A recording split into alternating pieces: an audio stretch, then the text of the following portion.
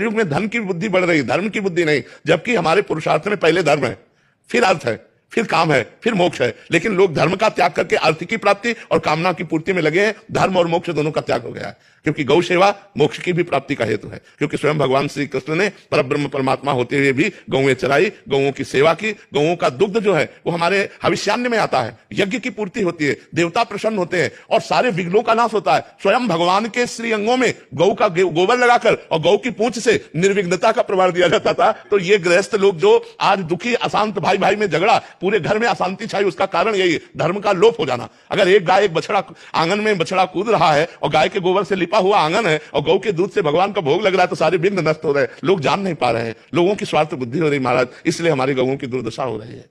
आशीर्वाद दीजिए कि क्या करिए अभी कि हर बड़े बड़े नगर और गांव में सार्वजनिक गौशाला हो, जिसमें ये जो हमारी गौएं इधर उधर भटक रही हैं, जो गौओं की सेवा नहीं कर पा रहे हैं स्वार्थवशात, वो उस गौशाला में दें। और उस गौशाला में 10-5 लोग मिलकर के अर्थव्यवस्था ऐसी करें कि जो बूढ़ी गायें हैं, जो दूध नहीं देती, जो साँड़ है, जिनका प्रयोग इस समय नहीं हो रहा है, पहले था कि बैलों से जुताई होती थी, अब ट्रैक्टर की जुताई होती है, इसलिए जो नंदी है उनका अपमान हो रहा है, नंदियों को ऐसे छोड़ा जा रहा है। तो उनको सब गौशाला में सुरक्षित रखा जाए, जिससे दूसरों को जो कष्ट हो रहा है, दूसरों को भी कष्ट हो रहा है। गाय ऐसे छोड़ दी जा रही है जिनको भोजन का कष्ट है और वो रोष में आकर के लोगों को फिर दंड देती है। अगर छोटी छोटी गौशालाएं हर नगर में हो तो हमारी गौएं सुरक्षित हो जाए, हमारी गौओं की सेवा हो जाए, तो हमारा राष्ट्र सुरक्षित हो जाए, राष्ट्र में विघ्न आना बंद हो जाए यदि गौएं सुरक्षित हो जाए। जहां गौएं कटती हैं, जहां गौओं का निरादर होता है, वो राष्ट्र दुख से युक्त होता है। कभी अतिवृष्टि, कभी अनावृष्टि, नाना प्रकार की प्राकृतिक आपदाएं उस राष्ट्र को दुख देती रहती है। ऐसा चाहे जहां भी हो, तो जहां गौ हत्या होगी, जहां गौओं का अनादर होगा, वहां दैवी आपदा जरूर, उस प्रकृति वहां की कष्ट देगी उसको। गौ धर्म स्वरूपा है,